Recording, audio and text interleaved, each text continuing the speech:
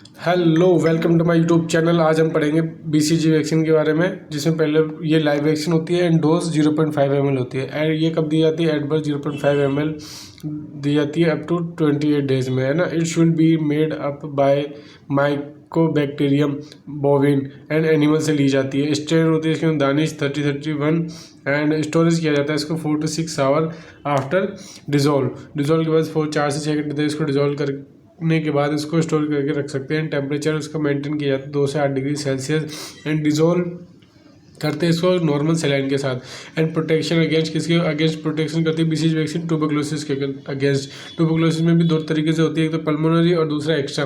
Pulmonary के अंदर आता है टीबी के अंदर 0% एंड एक्स्ट्रा पल्मोनरी के अंदर आता है टीबी के अंदर 50 to 80%। फिर आता है लेप्रोसी, ब्लेडर। लेप्रोसी के अंदर प्रोटेक्शन का काम करती है, ब्लेडर कैंसर के अंदर प्रोटेक्शन का काम करती है। फिर आता है इसके अंदर रूट में क्या होता है कि इंट्राडर्मल 15 डिग्री सेल्सियस होता है एंड ये कहाँ लगाया जाता है? अपर आर्म लेफ्ट साइड में लगाया जाता है for infirmity.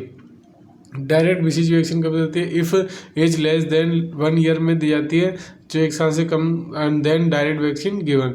Indirect BCG vaccine कब दी जाती है? If age more than 1 year then go for diagnosis, if negative then BCG. ठीक है। फिर आता है single one vaccine leave scar life long. Single one vaccine जो होती है वो इसका लाइफ टाइम के लिए स्कार छोड़ देती है। Use tuberculin syringe.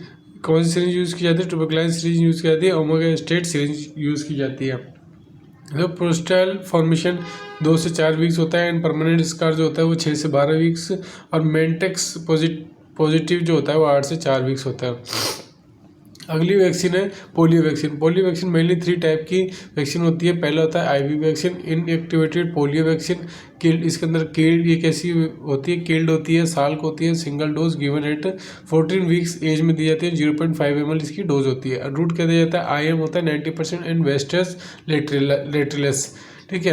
FIPV में क्या होता है? फ्रैक्शनल इनएक्टिवेटेड पोलियो वैक्सीन होती है, ये भी किल्ड होती है एंड इसकी जो डोज होती है वो 0.1 ml होती है। इंट्राडर्मल रूट इसका लगाया जाता है। 3 dose given into the schedule 6 week first dose and 14 week में सेकेंड डोज दी जाती है। 9th मंथ में बूस्टर डोज दी जाती है। ओपीवी में क्या होता है कि ओरल पोलियो वैक्सीन होती है, ऑल्सो नॉन इसको सेविन के नाम से भी जाना जाता है। ये लाइव वैक्सीन होती है एंड 2 ड्रॉप दी जाती है ओरल रूट के द्वारा। It is a most heat sensitive vaccine. ये क्या होती है? हीट सेंसिटिव वैक्सीन होती है। क्या होती है? हीट सेंसिटिव वैक्सीन होती है।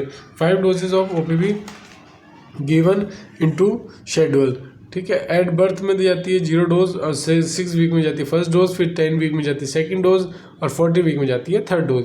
16 to 24 में जाती है बूस्टर डोज, लास्ट डोज जाती है जो। ठीक है।